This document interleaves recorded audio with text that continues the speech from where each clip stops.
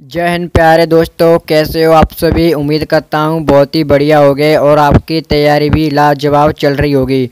तो दोस्तों आज आपको मैं इसी वीडियो में इंडियन आर्मी से संबंधित दोस्तों मोस्ट इम्पोर्टेंट प्रश्न कराने वाला हूँ, जो दोस्तों पिछली परीक्षा पर आधारित आपको प्रश्न देखने को मिलेंगे।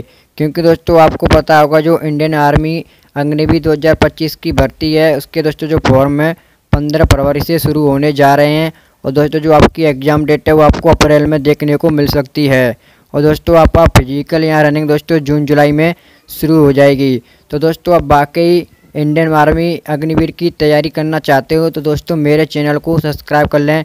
मैं आपको दोस्तों टॉपिक बाय सारे मोस्ट इम्पोर्टेंट दोस्तों जितने भी टॉपिक हैं इंडियन आर्मी में पूछे जाते हैं वो आपको मैं प्रैक्टिस सेट द्वारा क्लियर कराऊँगा। तो चलिए दोस्तों बिना किसी देरी के वीडियो को शुरू करते हैं। आपका पहला प्रश्न है, किस सन में रोल एक्ट पारित हुआ था। यानी दोस्तों आपको बताना है कि किस सन में जो रोल एक्ट था वो पारित हुआ था। तो आपका राइट आंसर होगा दोस्तों सन 1919 ईस्वी को जो रोल एक्ट था वो दोस्तों पारित हुआ था। और दोस्तों आपको पता होगा जो रोल एक्ट है उसको दोस्तों काला कानून भी कहा जाता है। और दोस्तों 1919 में आपका जलियांवाला बाग हत्याकांड भी हुआ था, जो दोस्तों आपका अमृतसर पंजाब में हुआ था। तो चलिए चलते हैं दोस्तों अगले प्रश्न की ओर। आपका दूसरा प्रश्न है, सूरत अधिवेशन कब हुआ था। यानी दोस्तों आपको बताना है कि जो सूरत अधिवेशन है वो कब हुआ था। तो आपका राइट आंसर होगा दोस्तों 1907 ईस्वी में जो आपका सूरत अधिवेशन है वो हुआ था।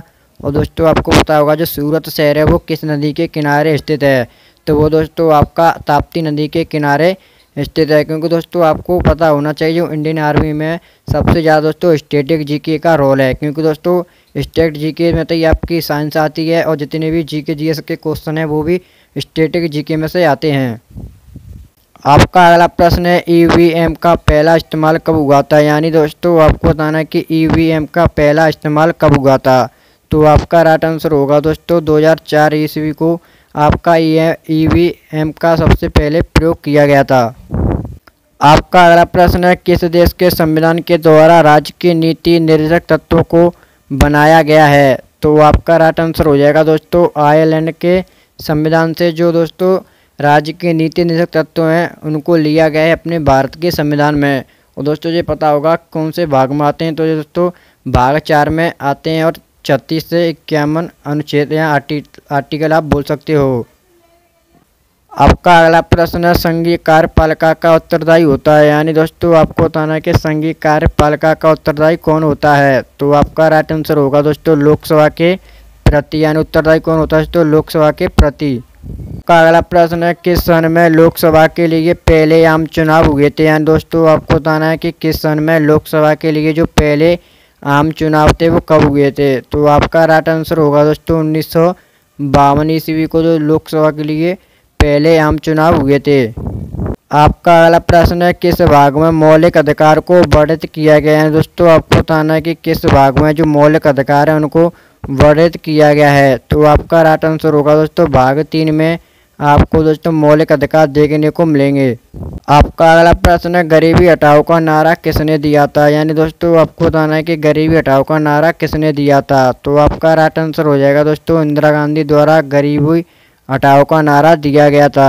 अगला प्रश्न है, राज्य लोक सेवा आयोग के सदस्यों की नियुक्ति कौन करता है। यानी दोस्तों आपको बताना है कि राज्य के लोक सेवा आयोग के सदस्यों की नियुक्ति कौन करता है। तो आपका राइट आंसर हो जाएगा दोस्तों राज्यपाल जो राज्य के लोक सेवा सदस्यों की नियुक्ति करता है। अगला प्रश्न है, भारत में कब तक स्थानीय संसद अस्तित्व में रही। यानी दोस्तों आपको बताना है कि भारत में कब तक स्थानीय संसद थी जो अपनी अस्तित्व में रही थी। तो आपका राइट आंसर होगा दोस्तों 17 अप्रैल 1952 ईस्वी को। क्योंकि दोस्तों इसी तारीख को आपको पता होगा जो लोकसभा के आम चुनाव हुए थे 1952 ईस्वी में। आपका अगला प्रश्न है, हरे पौधों में प्रकाश संश्लेषण की इकाई क्या कहलाती है। यानी दोस्तों आपको बताना है कि हरे पौधों में प्रकाश संश्लेषण की इकाई क्या कहलाती है। तो आपका राइट आंसर होगा दोस्तों क्वांटोसोम है दोस्तों हरे पौधों में प्रकाश संश्लेषण की इकाई कहलाती है। आपका अगला प्रश्न है, शरीर में रक्त की सफ़ेद कोशिकाओं का मुख्य कार्य क्या होता है। यानी दोस्तों आपको बताना जो शरीर में रक्त की सफ़ेद कोशिकाएं होती हैं उनका मुख्य कार्य क्या है। तो आपका राइट आंसर होगा शरीर की बीमारियों से बचाना। आपका अगला प्रश्न है, मछली के हृदय में कितने प्रकोष्ठ होते हैं। यानी दोस्तों आपको बताना है मछली के हृदय में कितने प्रकोष्ठ होते हैं। तो आपका राइट आंसर होगा दोस्तों 2। आपका अगला प्रश्न है, मानव शरीर में रक्त से अवांछनीय पदार्थों को पृथक करने का कार्य कौन सा अंग करता है। यानी दोस्तों आपको बताना है कि मानव शरीर में जो अवांछनीय छानने का कार्य कौन करता है। तो आपका राइट आंसर होगा दोस्तों वृक्क, जिसे दोस्तों किडनी बोलते हैं।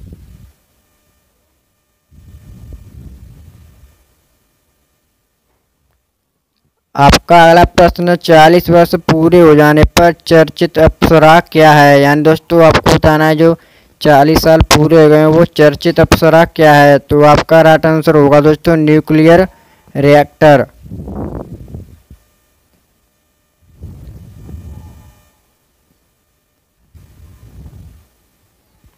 आपका अगला प्रश्न है, डायनमो का क्या कार्य है। यानी दोस्तों आपको बताना है कि जो डायनमो उसका क्या कार्य है। तो आपका राइट आंसर होगा दोस्तों यांत्रिक ऊर्जा से विद्युत ऊर्जा का उत्पादन करना।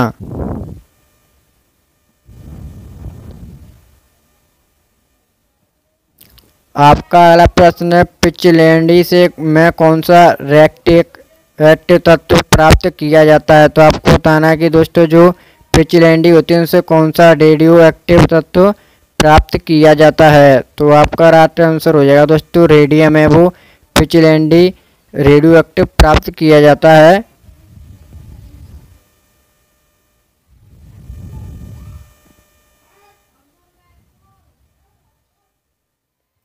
आपका अगला प्रश्न है, गिरगिट की त्वचा में रंग बदलने का क्या कारण है। यानी दोस्तों आपको बताना है जो गिरगिट है उसकी त्वचा रंग किसके कारण बदलती है। तो दोस्तों आपका राइट आंसर होगा उसकी त्वचा में मेलानोफोर नामक असंख्य रंग द्रव्य कोशिकाओं की उपस्थिति के कारण।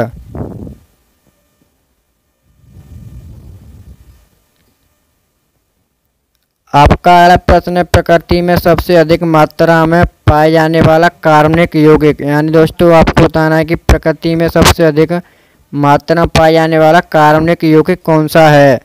तो आपका राइट आंसर होगा दोस्तों सेल्यूलोज, जो प्रकृति में सबसे ज़्यादा पाए जाने वाला कार्बनिक यौगिक है।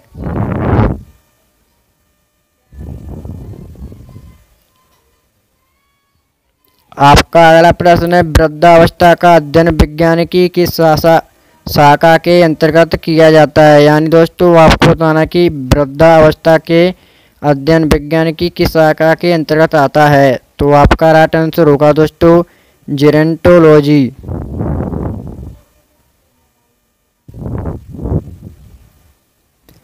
आपका अगला प्रश्न है, डोलोमाइट किसका अश्क है। दोस्तों आपको बताना जो डोलोमाइट है वो किसका अश्क है। तो आपका राइट आंसर होगा दोस्तों कैल्शियम का डोलोमाइट अश्क है।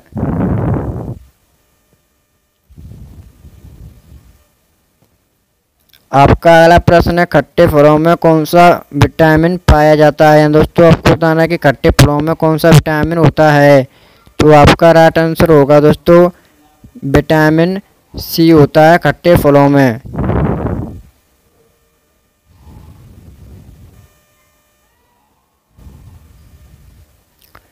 दोस्तों आपका आखिरी प्रश्न है कि ध्वनि की तीव्रता मापने वाला यंत्र क्या कहलाता है। यानी दोस्तों आपको बताना कि ध्वनि की तीव्रता मापने वाला यंत्र क्या कहलाता है। तो आपका राइट आंसर हो जाएगा दोस्तों ऑडियो मीटर। तो दोस्तों आज की वीडियो हमारी यहीं पर समाप्त होती है। अगर आपको वीडियो अच्छी लगी हो तो वीडियो को लाइक और चैनल को सब्सक्राइब जरूर कर लेना है। दोस्तों आपको जितनी भी इंडियन आर्मी की तैयारी करनी है या दोस्तों कुछ जानकारी चाहिए तो मुझे दोस्तों कमेंट करके आप पूछ सकते हो।